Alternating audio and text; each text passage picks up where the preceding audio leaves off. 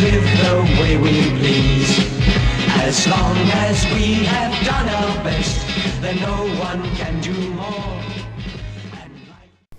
Please stop doing that. I have a 60-inch high-definition television. I know, that's why I do it. Bastard! Anyway, hello, welcome to the Fashion Blog podcast. I'm Siobhan, and with me, him. It's Colin. Oh, great! It's a fat controller. He's a bit dead though. His batteries don't really work. Alas, poor Colin. a dusty death. I knew him, Stratton and Bates.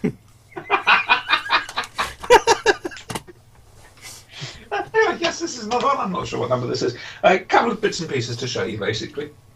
Oh, we are in full leader mode tonight, aren't we? I'm going to play the national anthem at the end of this one. Are you? Yeah. I've got to write lyrics for it. I've also got to come up with that final verse with the music. That is a genuine piece of music, what I wrote. It's brilliant. It's called Hail to the Leader, for he is so much better than us, and his eye patch is nice and shiny. That is the official anthem of Sinister Incorporated. Didn't it have a line, something in the realms of "Please don't burn us" or something? Or am I thinking of something else? Oh dear leader, please don't die, for without you we cannot fly. For you have our passports all locked up, and without you we're surely... Brilliant. Oh, TARDIS Wolves! Oh, what's that? TARDIS Wolves! Time Monster. TARDIS Wolves. Time Monster, no. 3 Doctors, Time Monster. Time Monster. Time Monster. Came along with the Master. Um, And his lump of... Oh, I don't keep those backdrops. Oh, well, some of them I do. See, I've always wanted TARDIS Wolves. You know, we discussed a while back the Toy Monster book. Yes. And there's a chap on Flickr called More Than a Time Lord. Yes. Or More Than Just a Time Lord. And he's got brilliant... So he's got the Pertwee TARDIS from 3 Doctors. And I want it! It's all in scale and everything. And I badly want it. And I messaged him and he's not making them for anyone else because he got inundated with people wanting them. Bummer. What a shame, because if he had any sense, he could make a fortune. And then there's that one. You may not have seen that one. Is that from one of the... No, I'm guessing. What's that from? This is from the Product Enterprises Talking Tom Baker. Aha. Which is up on my shelf because he no longer talks. I do have one of those, but I don't remember the backdrop. I would have been that years ago. I've got the big talking Cyberman as well. I got rid of the Genesis of the Daleks backdrop from the Daleks. But yeah, I keep TARDIS stuff because you never know. We're going to be starting a new thing, the At the Third Doctor crap joke, where the Third Doctor will be trying to tell a joke. Good luck with that one there. Can't wait. So anyway, new Dalek. Oh, death to the Daleks. Death to the Daleks. But he's got his regular gun stick. I've got him. He's up there somewhere. Yes. Yeah, this is the talking one. It doesn't have the shotgun thing. Yeah. I play and I've got a photo. See, one of the things, the reason I've been getting these is I want to start taking photographs of them. I want a shed so that I can go in there and photograph stuff without interruption. You've seen my picture of the Daleks with the smoke? Yeah, that was superb. That's a can of smoke from Maplin's. That was that shot. I'll put it on in a sec. Here it is now. That was straight from the camera. That one. I love doing stuff straight from the camera. Of course, I can do Photoshop, but where's the skill in that? Have I ever ranted about my photo club experience on this webcast, podcast, VidiProg, whatever? What? So I used to go to a photo club thingy near the bunker, right? And these guys ran loads and loads and loads of different competitions, right? So one of their competitions, this won't go on for long, I might have mentioned this before, was a four kind of, so they had like once a quarter you'd have like a competition, and eventually they'd score you up at the end, and the winner was the one with the most points. Destroy you. And so I was entering all these pictures, and then I entered and then so I had like pictures of like Lego TARDISes and weird stuff like that, and I was getting a really good score, and I was actually winning this competition. Not that I'm at all competitive, but and then I took this picture. Not at all. This the best picture I've ever taken in my life. Yeah. And it was a picture of the place, I can't remember the name of it, where they filmed Downton Abbey, and I took it from this hill from a mile away, and it was well, anyway. It's a castle. It's sort of not near. It's slightly home, not far from me. And the guy judging me said, "It's a very nice photo, but there are some trees in the way." And he gave me the worst score ever from the best picture I've ever taken. And I never went back because it was ridiculous. They'd have a nice picture of a fjord, and I would say, "That's a really nice picture. Bit boring in the middle. Why don't you Photoshop a boat? Why don't you Photoshop a boat in the middle? Because there was nothing there. Why don't you Photoshop a boat in the middle? Or why don't you change the cut?" And I was thinking, that's not photography. That's just... So I can do the Photoshop thing, but I like to get things straight out of the camera. So yes, you need a shed. Okay. Dean Hill was going to give me a shed. I saw a picture of that shed. It died. It was so sad. It happens. Yeah. So right, that's the latest acquisition. There will be pictures, and I'll you know, I love the shape of I love the shape of a Dalek. There's just so many. It's such a sinister, no pun intended, a sinister shape, and a easy to recognise shape. But if you take it from different angles and different lighting, you get all sorts of wonderful viewpoints. Ray Cusack was an absolute genius. Looking at them from below is quite nice. Well, as filmed in Destiny of the Daleks. Exactly. But admittedly, that's not a very accurate model because it doesn't have little feet sticking out the bottom. No. So I really want to experiment and see what I can. I've got to get a camera. I'm currently using my electric telephone. Anyway, so there's that. You can stay there, Bert. Now, I've been talking about the Marvel thing. It's not going to stay there. I've been talking about Marvel stuff. Got some more stuff. First of all, free gift. It came in this. It was an Aziron Android. Okay. No, it wasn't. It was a watch. Oh. Wolverine watch. Lovely. Yeah. What time have you got? All the time in the world. Wonderful. 21:24 apparently. Yeah, looks about right. It's a bit masculine for me, if I'm honest with you. But I never wear a watch, but it was free. It's a subscription thing. Of course, the brilliant thing with Wolverine and the watch is he would never have a problem setting it with those little switches, would he? I did actually have a problem with that. So anyway, got some more books to go. Oh, Christ almighty. I think I've just hurt my back. Ow. First up, boys and girls, Secret Invasion. Oh. Now, seeds for this were planted as far back as Avengers Disassembled, where the Avengers, the Scarlet Witch went mad and basically destroyed the Avengers, killed a few people and whatever. Then you had House of M, and then Civil War, Captain America versus Iron Man, and Tony Stark is basically in charge of the world's police, S.H.I.E.L.D. However, they're up against the Skrulls, which were, I think, from number 2? Fantastic Four number 2? I'm going to say yes, just because it makes you look intelligent. I could be wrong. Feel free to correct me, anybody. So that's like the second Marvel comic book before when they were proper Marvel superhero stuff, yeah? The Skrulls are shape changers from an alien planet. Are they whiffadills? The way to East Space. Anyway, and they've been popping up in the Marvel Universe for a good few years now. And give a little bit of history to this.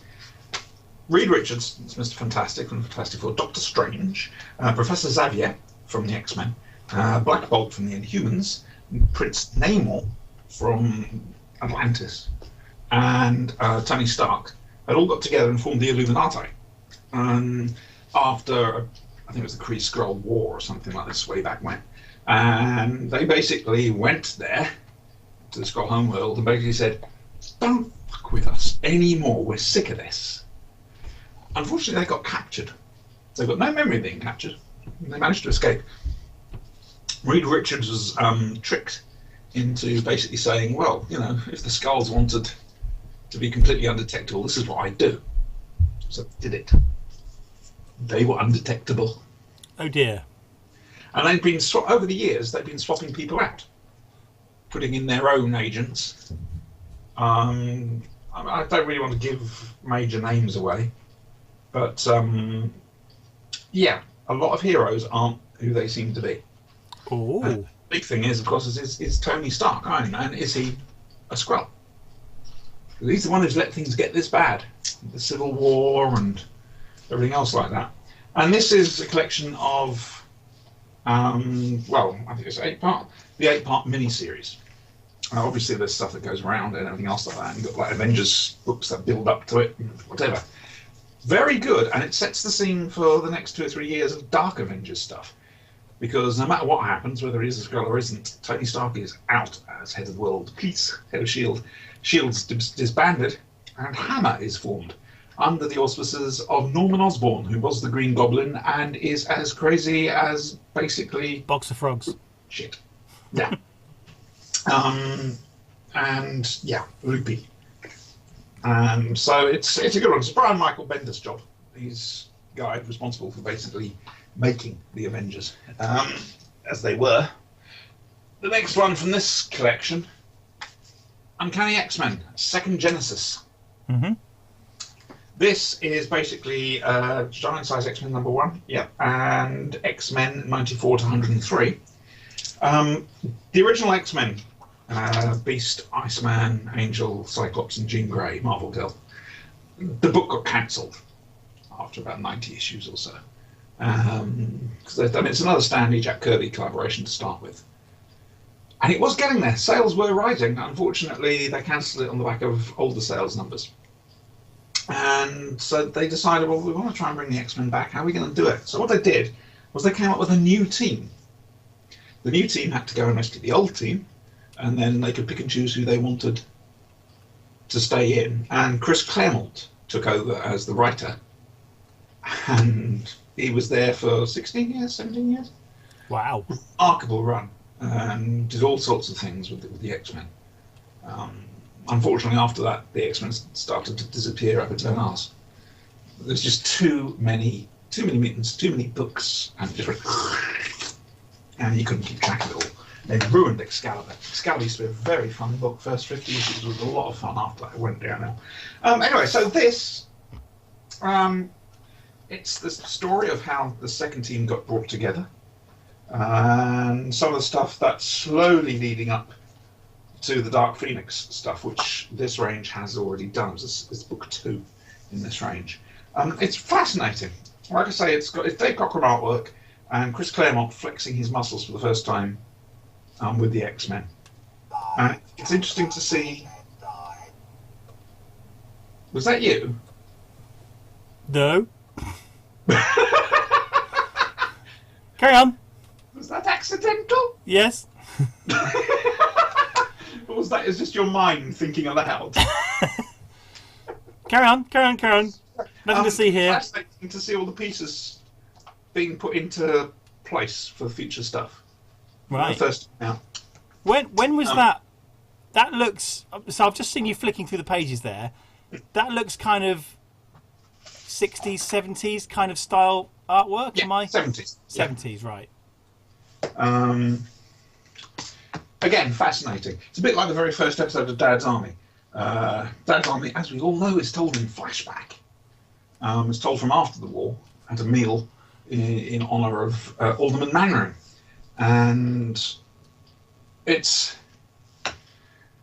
that first episode, everything's in place. All the catchphrases are in place.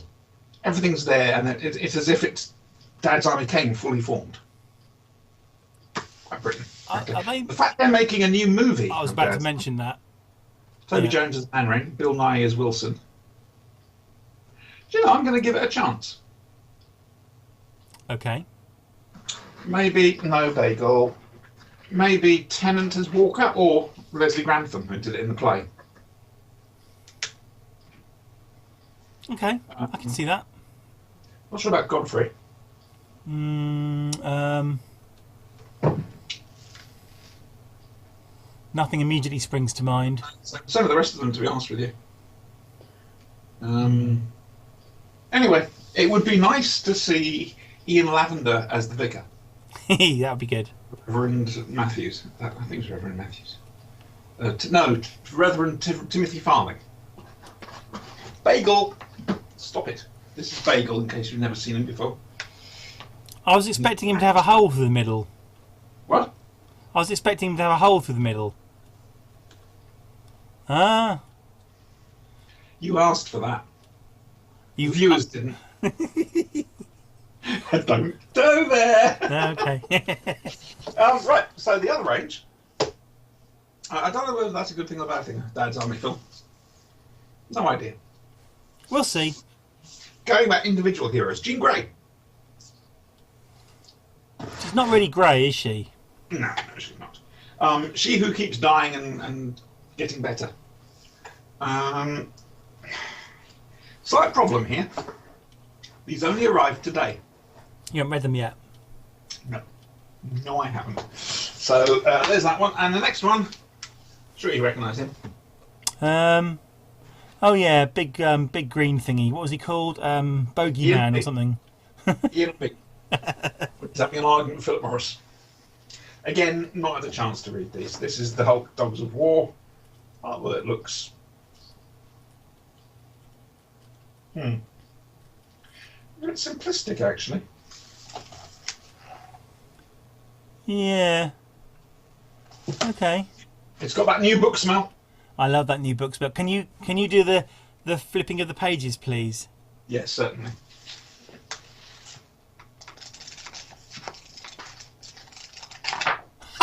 It's that end bit. I love that end bit. Listen, I may have mentioned this to you before. I'm sorry if I didn't. You ain't right. No, I know. Oh! It lights up! Brilliant! It lights up. Is that a Tenant one? I think the batteries are going. I got a Dalek.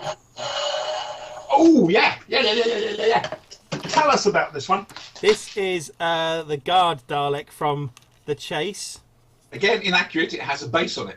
It does have a base on it, but it's not the movie base, so, you know. Anyway. That's history. But this one has a slight fault. When it came out of the box... It's been emasculated. Yeah, there is a screw hole in there, so I can only assume that's just not been glued back on. I was probably lucky to find it in the packet, really. Tempts you to release the creature within. Yeah, but it does talk, so says a few things. Resistance is useless. Daleks are the masters of all. Daleks will destroy all life. Exterminate. Annihilate. Destroy. Daleks conquer and destroy. And when you double click... Exterminate.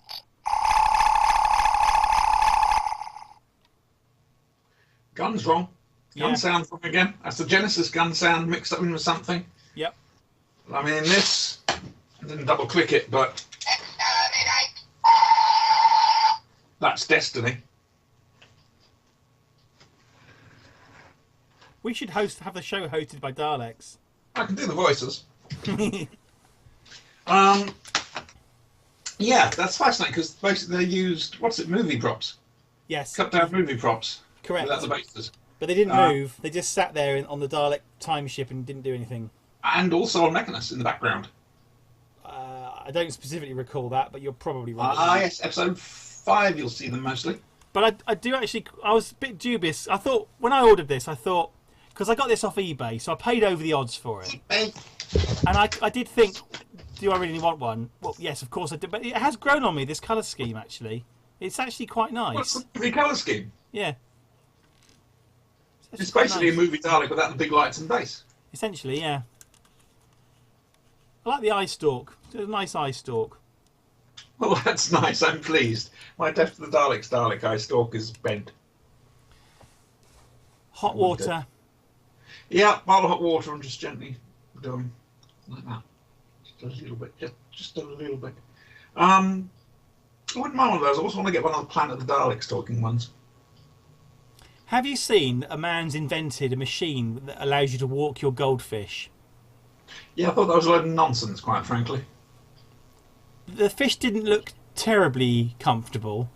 Well, no. I mean, it's got nothing in there to play with, to swim around, or anything else like that. It's got no filtration system. No. And it's constantly, it's having vibrations from where it moves. And the water's sloshing about, and it's just Why? ridiculous. Just because you can do something doesn't mean you should. That's never stopped you, though. Do what I say, don't do what I do. That's what we can't, because we don't have the codes for the weapons. Neither do I. What? I think they've lost them down the back of the sofa.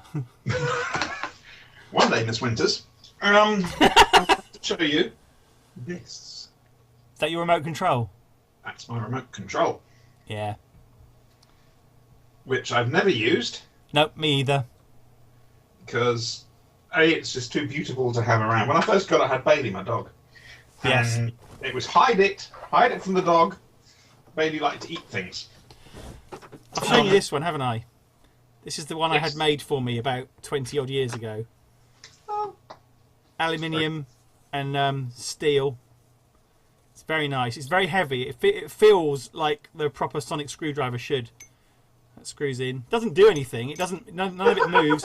It doesn't make any noises. And screw it back in again. But it's a very nice prop, I have to say. But no, the trouble with the remote control, from what I gather, is the slightest movement of it, and it starts to change channels, switch things on, and everything. Don't fall!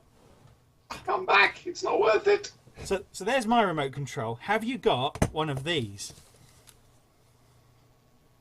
Is that the Wii controller? Yeah. No, I don't have a Wii. I've got an Xbox One. Never used it. In fact, Connect Sports The Rivals is just out on Xbox One.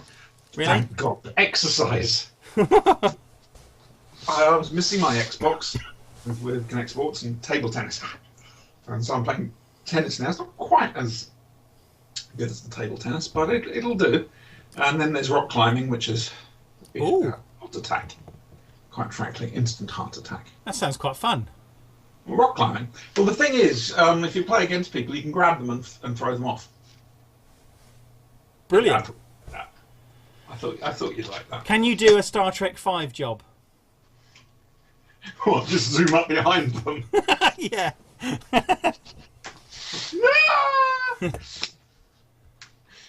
And then toast marshmallows.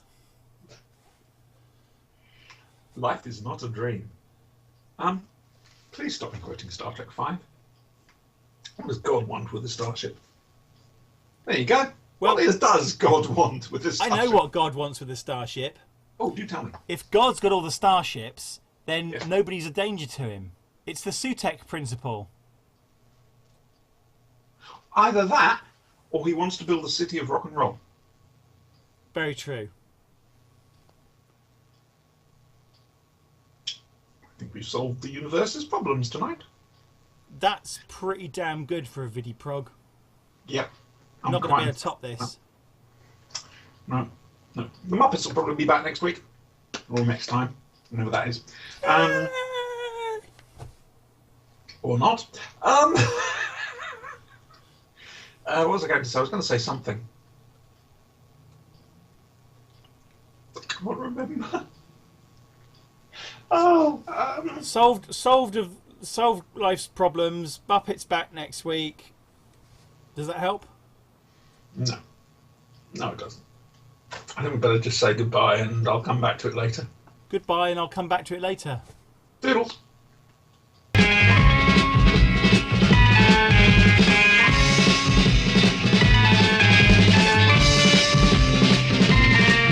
You've got to fight for what you want, for all that you believe. It's right to fight for what we want, to live the way we please. As long as we have done our best, then no one can do more. And life and love and happiness are well worth fighting for. They're well worth fighting for.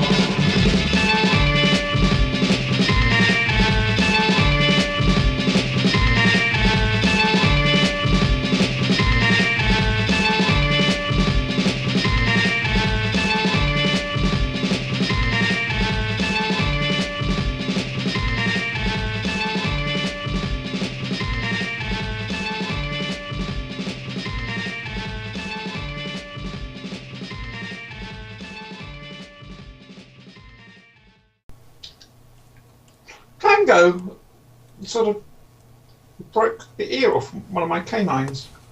It's not very good. No, it's poor little tin doggy. Oh. No.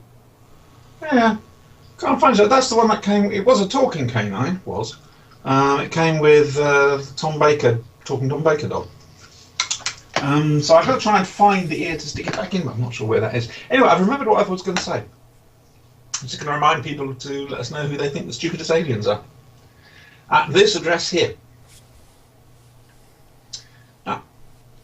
And now, something humorous, possibly.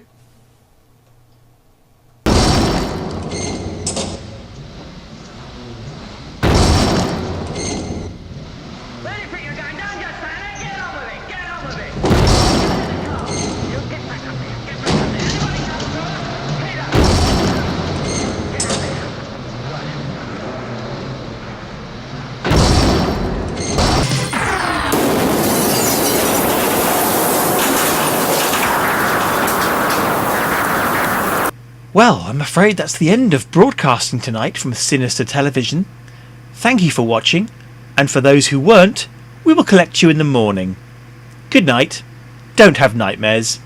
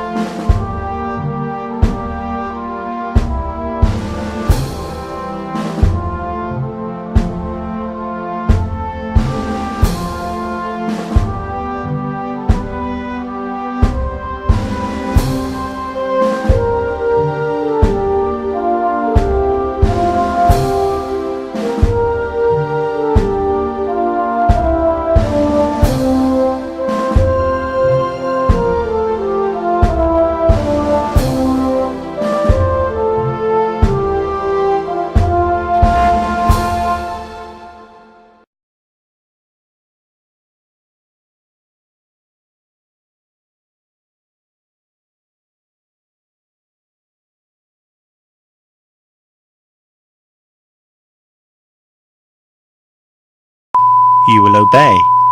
You will obey. You will obey. You will obey. You will obey. You will obey. You will obey. You will obey. You will obey.